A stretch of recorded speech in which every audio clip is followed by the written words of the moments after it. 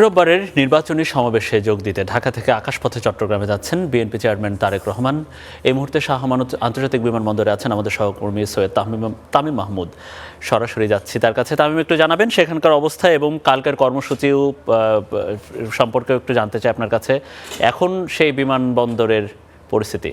তারেক রহমান কিছুক্ষণের মধ্যে চট্টগ্রাম বিমানবন্দরে অবতরণ করবেন। প্রায় দীর্ঘ 2 দশক পর কিন্তু তিনি চট্টগ্রামে আসছেন এবং চট্টগ্রামে এই তার আশাকে কেন্দ্র করে কিন্তু চট্টগ্রামে যারা নেতাকর্মী আছে, বিএনপি নেতাকর্মী আছে, তারা কিন্তু উচ্ছ্বসিত এবং তারা খুব উৎফুল্ল। তারা যেটি বলছেন যে দীর্ঘ প্রায় 2 দশক পরে যে চট্টগ্রামে আবারও যে বিএনপি যে যারা আছেন নেতাকর্মী, তাদের মধ্যে একটি প্রাণের সঞ্চার হয়েছে এই তার আশার মধ্য দিয়ে। আমরা যদি বলি 2005 সালে তিনি সর্বশেষ এইখানে এসেছিলেন এবং তার আগমন কিন্তু তখন খুব সাড়া ফেলেছিল এবং পরবর্তী 2012 সালে সবশেষ তার মা মরহুম বেগম খালেদা জিয়া কিন্তু বিএনপি চেয়ারপারসন হিসেবে তিনি এই চট্টগ্রাম সফর করেন।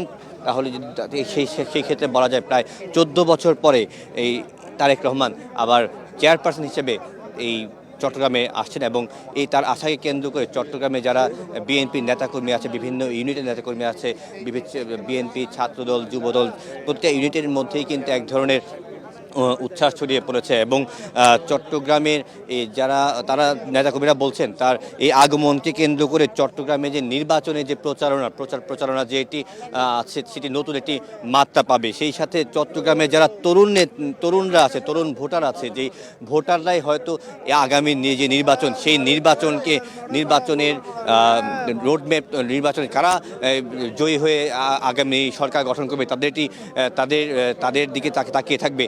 সেই ক্ষেত্রেও তারেক রহমানের এই আশা এক ধরনের আশা সঞ্চার করবে এবং তাদের মধ্যেও একটি প্রতিফলন দেখা যাবে।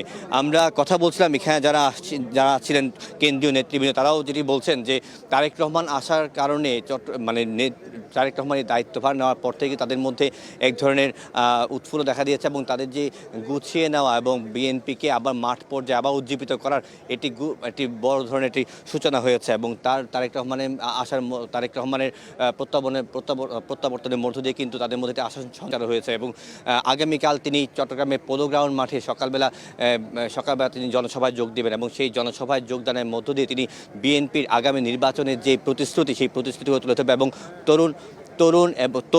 তরুণ নেতা এবং তাদের কর্মীদের মধ্যে যে কিভাবে আগামী নির্বাচনকে কিভাবে জনগণের কাছে পৌঁছে দেবেন এবং পৌঁছানোর মাধ্যমে তিনি কিভাবে নির্বাচনে তাদের দলকে জয়ী করবে এবং কি প্রতিশ্রুতির মাধ্যমে জনগণকে তাদের দিকে টেনে আনবেন, সেই সমস্ত প্রতিশ্রুতিও তারা দিবেন বলে জানিয়েছেন এখানকার নেতৃবৃন্দরা।